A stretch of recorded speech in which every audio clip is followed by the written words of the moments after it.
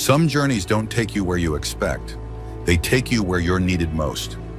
When Rosalie Quinn stepped off the train that day, she thought she was meeting the man who had written her dreams onto paper. Instead, she found a stranger and a truth she never could have imagined. Settle in for a story of betrayal, resilience, and an unexpected kind of love on the unforgiving plains of the Wild West. Rosalie Quinn stepped off the train with the kind of calm that only comes after 1,000 storms. Her gloved hand gripped the leather handle of a modest suitcase, everything she owned in the world. Behind her, the last whistle of the Wyoming and Pacific Railway echoed against the open hills like a door slamming shut. She expected to see a man holding a small sign. Nate James, he had signed all his letters. Tall, quiet, a farmer with a poet's heart. At least that's how he sounded when he wrote. But the man waiting by the platform wasn't him. He wore a tan duster, dusty boots, and a wide-brimmed hat that shadowed most of his face. Still, Rosalie knew instantly he was not the man who'd signed those letters. He approached with a slow, almost hesitant gait. "Miss Quinn?" he asked, voice low and rough as riverstone. "Yes," she said cautiously, her Boston accent still crisp under the dust of travel. "And you are?" He took off his hat, chestnut hair, tired blue eyes. He looked younger than she expected, maybe 30, but weathered. "Calder James. I'm Nate's brother." Rosalie blinked, momentarily stunned. I thought Nathaniel would be meeting me himself." Calder shifted uncomfortably, glancing toward the edge of town like he hoped to be anywhere but here. "Things changed," he said after a pause. "He couldn't make it. I came in his place." The train hissed and lurched behind her, pulling away. She turned instinctively toward it, though she had no intention of getting back on. She had sold everything for this journey. There was no return ticket. Rosalie straightened her spine. "Is he well?" Calder's jaw tightened. "We can talk on the way to the ranch. It's not far." There was something missing in his tone, something not said, but Rosalie, exhausted and windblown, nodded. Whatever answers there were, they'd come in time. They rode in silence for a while, the wagon creaking as it wound through dusty roads flanked by hills turning gold in the late sun. Calder sat beside her, reins in hand, but barely looked her way. Rosalie stole glances at him when she thought he wouldn't notice. He didn't look much like the man in her imagination. Nate's letters had painted vivid images: morning dew on hay bales, sweet tea on the porch, the wind singing through pines. Calder looked like a man who hadn't heard music in a long while. She cleared her throat. "I'm sorry if this is awkward. I know we weren't meant to meet like this." Calder gave a soft grunt, as if that explained everything. Rosalie tried again. "He told me he lived alone on the ranch. No mention of a brother." "I've only been back a few months," Calder said flatly. "After the war, I drifted. Didn't plan to stay. Still might not. Maybe Nate wrote those letters because he thought finding someone like you could fix the parts of him that were already breaking. And Nathaniel." He glanced at her then, just for a second, but it was enough. His eyes held something close to sorrow, but edged with something colder. "Guilt? Regret?" "He's not around anymore," Calder muttered. Rosalie's breath caught. "Do you mean?" "No." Calder snapped the reins lightly, jaw working. "I mean he left. Without a word." The weight of the words settled between them like a sack of flour. Rosalie's pulse thudded in her ears. "Gone? After all the letters? After the promises?" "He knew I was coming," she said quietly. "He asked me to." "I know," Calder said, "and that's why I came." They rode the rest of the way in silence. The ranch house came into view near dusk. It wasn't large, but it stood firm against the wind, windows aglow with late light. A dog barked from the porch, tail wagging as they pulled up. Calder helped her down from the wagon, his hand rough but steady. She noticed the scar across his knuckles, the stiffness in how he moved, like pain was something he'd gotten used to ignoring. "I'll show you the room Nate had fixed up," he said. "It's yours if you still want it." She hesitated, suitcase in hand. "And what exactly am I to you now, Mr. James?" He looked at her then, not like a man sizing up a bride, but like someone staring into a storm, unsure if it'd pass or break the land in half. "I don't know," he said, "but I figured letting you show up to no one at all." That'd be worse. Rosalie nodded slowly. She had crossed a continent for a man who'd disappeared and found his brother waiting in his place. Her journey was supposed to be over, but somehow it had only just begun. The guest room smelled faintly of cedar and coal smoke. Rosalie stood by the window, brushing the dust from her dress sleeves as the last of the sun bled out behind the hills. Outside, Calder was stabling the horse, movement slow but sure, as if he'd done it 1,000 times but never learned to enjoy it. The room was clean, though plainly furnished. Bed, basin, wooden dresser, and a small table. A kerosene lampa vilamlat yongen, a semeldokun. Sitting down on the edge of the bed, Rosalie drew out the bundle of letters tied with a faded blue ribbon. Each one was signed with care. Yours in hope, Nate. She untied the ribbon, fingers trembling, and unfolded the first letter.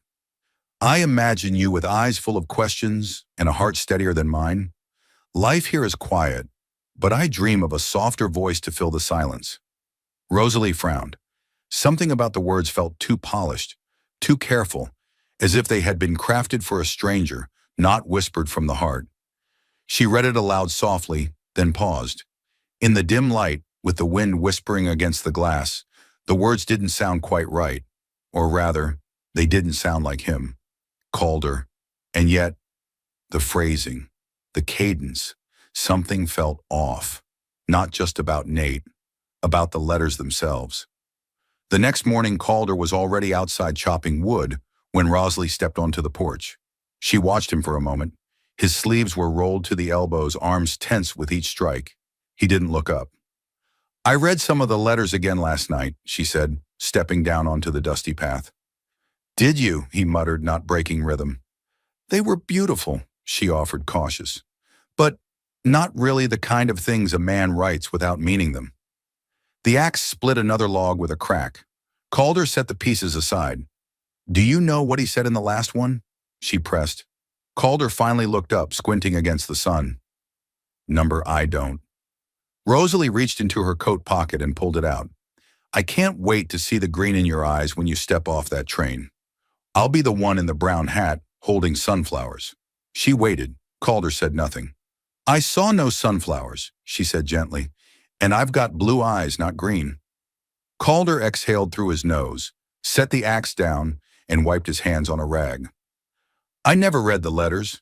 Didn't know he'd sent so many. Rosalie frowned. But you knew my name. Only from the envelope I found after he was gone. Rosalie's voice dropped. Gone how? Calder glanced toward the barn, then back. One day he rode out, said he was going to Jackson to trade for supplies. Never came back. She swallowed hard. And you didn't go after him? I did. For a week. Traced his trail until it just vanished near Snake Ridge. No sign of him. Not alive. Not dead. Just gone. After he vanished, it was like a silence settled over the town, a heavy kind of knowing that no one dared to speak out loud. Rosalie stood frozen. Why didn't you tell me yesterday? Calder looked away. You came so far. I figured I could at least give you a place to land. Later that day, Rosalie walked alone into town. The streets of Dry Creek were quiet for a Thursday. One saloon, a sheriff's office, 2 mercantiles, and a church. The wooden sidewalk creaked beneath her boots, every step sounding louder than it should in the wary hush of the town. She passed an old woman sweeping her stoop who gave her a long look, then went back to work. Strangers were news out here, especially dressed in Eastern lace. She entered the general store, bell jingling softly. The clerk, a man with salt and pepper hair and a paunch over his belt, looked up with a start. You must be the James boy's bride, he said flatly. Rosalie's eyes narrowed. I'm Rosalie Quinn. He nodded, chewing a toothpick. Name made the rounds. Folks were wondering if you'd really show. Why? The clerk leaned on the counter. 'Cause Nate James was seen heading out of town 3 weeks back, arguing with Sheriff Merrick on his way out. Next thing we know, he's gone and Calder's back in town, suddenly running the ranch again. Rosalie's stomach twisted. What did they argue about? Money, land, I don't rightly know. But Merrick's got his fingers in every deal around here. And Nate? He was starting to make noise. Back at the ranch, Calder was fixing a fence post when Rosalie returned. "Why didn't you tell me Nate and the sheriff were at odds?" she asked sharply. Calder stiffened. "Because it doesn't matter now." "It does to me," she said, stepping closer. "Did you even believe he was coming back?" "No," Calder said, voice low. "But I hoped." They stood there in the wind, neither backing down. "Did you ever read the letters I wrote to him?" she asked. "No," Calder said. "Didn't feel right. They were yours." "His." She held his gaze. "Well, I think someone else did." The sun dipped low behind Dry Creek's brittle hills as Rosalie and Calder sat on opposite sides of the worn kitchen table. Between them, an untouched pot of coffee cooled. The room smelled faintly of iron and dust, the scent of a ranch holding its breath. Calder raked a hand through his hair, eyes shadowed. "You think Merrick had something to do with Nate disappearing?" Rosalie didn't flinch. "I think there's too much no one's saying." Calder leaned back in his chair, its wooden legs creaking under him. "That's how Dry Creek works. Folks keep their heads down. They survive." Rosalie's fingers tightened around the mug in front of her. "I didn't come all this way to survive. I came to live." The words hung there, daring him to answer. Calder looked away first. The next morning, Rosalie returned to town alone. She hadn't told Calder she was going. He would have tried to stop her, and she needed to see for herself. The sheriff's office stood squat and mean at the end of Main Street. A single star-shaped badge gleamed on the door. Rosalie hesitated only a moment before pushing inside. Sheriff Merrick Cole sat behind the desk, boots up, hat tipped low over his face. He looked up slowly as she entered, gray eyes sharp under the brim. "Well now, if it isn't the James bride." Rosalie straightened. "I'm Rosalie Quinn." He chuckled, low and dry. "Might be, but around here, you're Nate's little ghost." The words hit harder than she expected.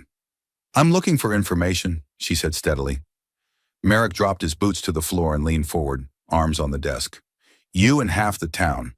Nate James left debts and promises in every saloon and mercantile from here to Cheyenne." "He wrote to me," Rosalie said. "He asked me to come here." The sheriff's grin didn't reach his eyes. "Maybe he meant it when he wrote it. Maybe he didn't. Men change their minds when trouble's on their heels." "What kind of trouble?" Merrick shrugged, but his hands tensed. "Land disputes, loans. Nate wasn't the only one getting squeezed when cattle prices dropped." Rosalie tilted her head. "Squeezed by who?"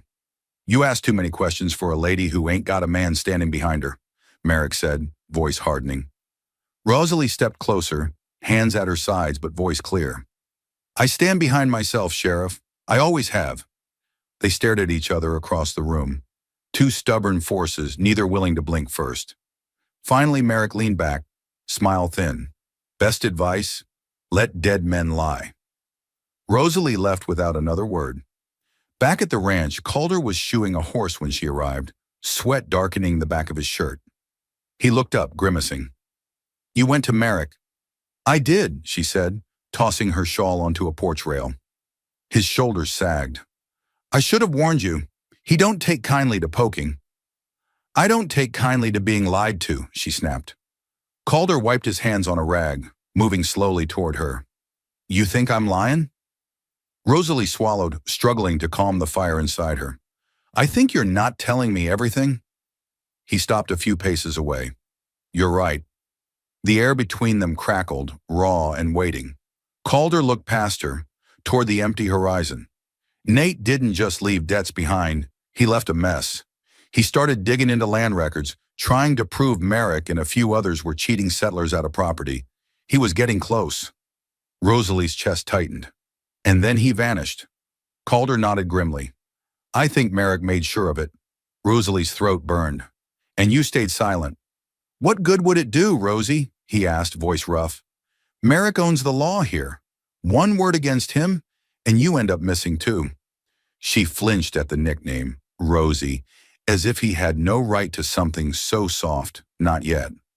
That night, Rosalie sat outside under a sky heavy with stars. The prairie stretched out in every direction, vast and unknowable. She hugged her knees to her chest, heart hammering against her ribs. Nate was gone. The man she had crossed an entire country for might have never truly been hers. And the man who stood beside her now, Calder, was a stranger in a familiar shape. Yet when Calder stepped onto the porch, mug of coffee in hand, and set it beside her without a word, something shifted. Not trust, not yet, but a crack, a beginning. "I'm sorry," Calder said quietly, "for all of it." Rosalie didn't answer. She just wrapped her hands around the warm mug and stared into the endless night. In Dry Creek, nothing was as it seemed, and tomorrow she would find out just how deep the rot went. The wind kicked up before dawn, rattling the shutters and moaning low across the plains like some old ghost. Rosalie stood at the window, watching clouds build like bruises over the far hills. A storm was coming, real and otherwise. Behind her, Calder was gathering supplies: extra blankets, oil for the lamps, ropes to tie down the shutters. He moved with the weary precision of someone who had weathered too many tempests to panic now. "You ever seen one like this?" she asked, voice soft. He shook his head. "Not this time of year, it's wrong." Wrong, just like everything else in Dry Creek. By noon the storm hit. The first wall of dust slammed into the house like a living thing, shrieking through every crack. Rosalie and Calder moved together, slamming shutters, bracing the front door with whatever furniture they could drag. Dust seeped through the cracks in the walls, carrying the sharp, dry scent of the plains straight into the house. The house creaked and groaned under the assault, and for a while it felt like the wind might tear them right off the earth. In the kitchen they huddled by the stove, the single lamp casting long, shaky shadows across the walls. Calder sat on the floor, legs stretched out, back against the cupboard. Rosalie paced, unable to sit still, every nerve jangling. "Storms strip everything down," Calder said after a long silence. "All the pretty things, all the lies." Rosalie turned toward him. "Is that what this is? A reckoning?" He gave a humorless chuckle. "Could be." Hours passed. The storm howled on. Rosalie finally slumped against the opposite wall, hands wrapped around her knees. Her hair was coming undone, tendrils clinging to her damp face. Across from her, Calder watched her with something close to pain in his eyes. "You ever wonder why Nate wrote you?" he asked suddenly. She blinked. "What do you mean?" Calder shifted, boots scraping against the worn wood floor. He wasn't the kind of man to settle down. Always had one eye on the horizon, even before things got bad. Rosalie's chest tightened. "He said he wanted a home, a family." "He might have wanted it," Calder said, "but he didn't know how to have it." Rosalie looked down at her hands. "And you?" Calder smiled, but it was a tired thing. "I stopped wanting much of anything a long time ago." Outside, the wind screamed louder, shaking the walls. Rosalie closed her eyes, the sound of it pressing against her chest, against all the places inside her that still ached for answers. "I thought I was coming to marry a man who loved me," she whispered. "But maybe I was just running from what I left behind." Calder's voice was low. "What did you leave?" Rosalie hesitated. In Boston, she had been a ghost. After the fever took her family, after the debt stripped away her home, no one needed a woman with no name left worth mentioning. "A life that forgot about me," she said finally. They sat there, two people scraped raw by different storms, listening to the house breathe and shift around them. Near midnight, the storm began to ease. The shrieking died down to a low moan, then finally silence. Calder stood first, moving stiffly toward the front door. He tested it cautiously, pushing against it until it creaked open an inch. Dust poured inside like smoke. "Fence will be down," he said grimly. "Maybe the barn roof too." He grabbed his coat and hat, pulling them on with quick, practiced movements. Rosalie rose too. "I'll come." Calder opened his mouth to protest, but something in her eyes made him think better of it. Side by side, they stepped out into the wreckage. The ranch looked like it had been clawed by a giant hand. Fences torn from the earth, pieces of the barn roof hanging at crazy angles, tools scattered like forgotten toys. Together they moved through it, righting what they could, salvaging what wasn't lost. At one point, Calder reached to lift a fallen beam, his muscles straining. Without hesitation, Rosalie rushed to his side, bracing it with all her strength. Their eyes met over the cracked wood. An understanding passed between them. wordless and solid. This land didn't yield easily. Neither would they. Hours later, just as the first streaks of pale dawn colored the sky, they returned to the porch. Dust clung to their skin, their clothes, even their eyelashes. Rosalie sank onto the top step, breathing hard. Calder dropped beside her, stretching his long legs out across the boards. For a long while, they said nothing, just sat there, watching the horizon rebuild itself. Finally, Calder spoke. "You didn't have to stay." Rosalie looked at him, tired but certain. "Neither did you." A flicker of something, respect, maybe more, passed across Calder's face. The storm had stripped away the easy lies, just as he said it would. What remained between them wasn't simple, but it was real. The day after the storm, the sky was so clear it felt unnatural, like the land was pretending nothing had happened. But Rosalie knew better. Storms didn't just vanish, they left things broken behind. Calder had ridden out early to check the far pasture, leaving her alone on the ranch for the first time since she arrived. As the morning light crawled across the kitchen floor, Rosalie pulled out the letters again, her letters. All the words she had poured out to Nathaniel, every line full of hope and fear and the desperate belief in a new beginning. But now holding them, something gnawed at her gut. Why would Nate keep every letter so carefully and yet not tell anyone he was leaving? Why disappear so cleanly without a trace? She didn't want to believe Calder's suspicions. She wanted to know. She rode into town just before noon, dust kicking up beneath the mare Calder had saddled for her days ago. The streets were livelier now, folks repairing storm damage, hauling debris, trading gossip. But when she walked up the steps to the sheriff's office, a hush seemed to fall on the street. Sheriff Merrick Cole stood with his back to her, writing something at his desk. He didn't look up when he said, "Miss Quinn, you've got the kind of spirit that doesn't sit quiet, don't you?" Rosalie didn't blink. "You knew Nate James, and you know what happened to him." Merrick capped his pen with slow precision, then turned. "I knew of him," he said smoothly. "A man like that stirs up dust he can't settle." "He was going to expose you," Rosalie said. Merrick chuckled. "That's a big accusation from a girl who just unpacked her bag." Rosalie stepped closer. "But it's not just me, is it? Calder suspects you too." That changed something. A shadow flickered across Merrick's face. "That boy's a fool. Always has been. He's the only one who's told me the truth," she snapped. Merrick stood slowly, resting his hands on the desk like a preacher preparing for judgment. "Truth? You want truth? Nate James wasn't a hero. He drank. He gambled. And when he got in too deep, he made enemies. Did he make one out of you?" Merrick's lip curled. "Watch yourself." Rosalie's voice didn't waver. "Or what? You'll make me disappear too?" They stared each other down. Rosalie's hands were trembling, but she didn't look away. Finally, Merrick spoke. "I warned Nate to leave well enough alone. He didn't, and I won't warn you twice."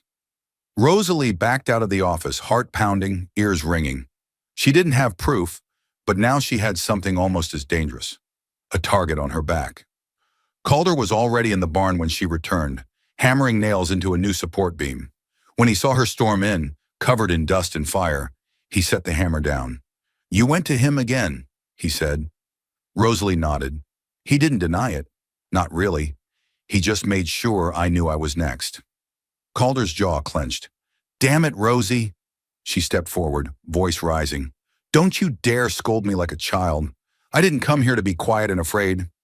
"No," Calder said, stepping closer. "But you did come here to marry a man who's gone, and now you're standing in front of another man with a choice to make." Rosalie blinked. "What are you talking about?" Calder exhaled hard. "I didn't tell you the whole truth. Not all of it." She stiffened. "Say it." "I followed Nate's trail farther than I let on," he said, eyes shadowed.